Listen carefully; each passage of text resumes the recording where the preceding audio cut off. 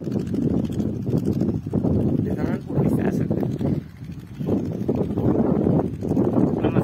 शेतकरी हवामान अंदाज तसेच शेती माहिती यूट्यूब चॅनलमध्ये मी युवराज खाडे राहणार विवाडी तालुका जिल्हा बीड आपले सहज आज आपण आपल्या शेतात आज सोयाबीन पेरायची केली. आज 1 तारीख आहे आणि खूप अशी वर झालेली आहे ट्रॅक्टरची चालू केली.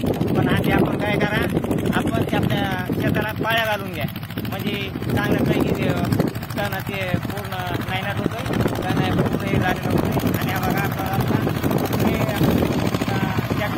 ट्रॅक्टरनी पेरणी करायला लागलो, कारण छोट्या ट्रॅक्टरनी पेरणी केली म्हणजे आपल्या जे रानाची ना जास्त दबाई होत नाही, म्हणजे रान जास्त दाबल्या जात नाही. मस्तपैकी पाच छोट्या ट्रॅक्टरनी पेरणी होती, ते काय त्याने पेरणी करायला लागलो.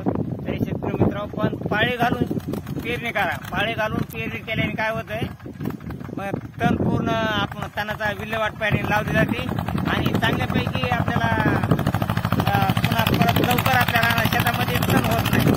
आणि आपण सोयाबीन पेरणी तरी शेतकरी मित्र आता ही सोयाबीन पेरणी चालू आहे.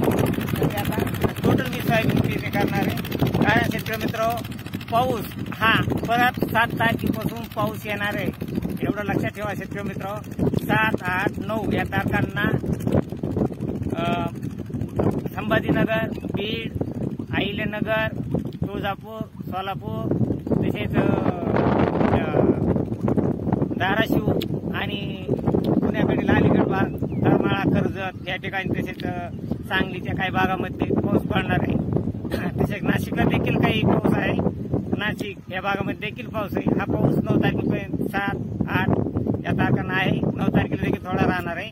10 आणि 11 तारखेला थोडंफार पावसाचे वातावरण थोडं कमी होणार आहे 2 दिवस. आणि 2 दिवस पावसाचे वातावरण कमी झालं की परत आणखीन पाऊस हा 10-11 तारखेला कमी होणार आहे. 10, 11 आणि 12 देखील थोडाफार कमी. परत 13 तारखेपासून एकदम खूप असा जोरदार पाऊस पडणार आहे. तरी शेतकरी मित्र काही काळजी करू नका, तुम्ही बिंदास पेरा. कारण आपल्याला आज 10 दिवस जरी पाऊस आला नाही आला तरी काही फरक पडत नाही, कारण वल ही आरपार वर झालेली आहे. त्यामुळे आपण आपली पेरणी करून घ्या. आणि वल भरपूर झाल्यामुळे परत 13-14 तारखेपासून पाऊस आणखी जास्त होतोय. आणि हा पाऊस मराठवाडा, मध्य महाराष्ट्रात चांगला जोरदार पाऊस पडणार आहे आणि विदर्भ साईडच्या काही जिल्ह्यामध्ये देखील पाऊस राहणार आहे. तर असेच ताजी व्हिडिओ पाहण्यासाठी आपल्या चॅनलला सबस्क्राईब आणि लाईक करा. जय हिंद, जय महाराष्ट्र, जय जवान, जय किसान.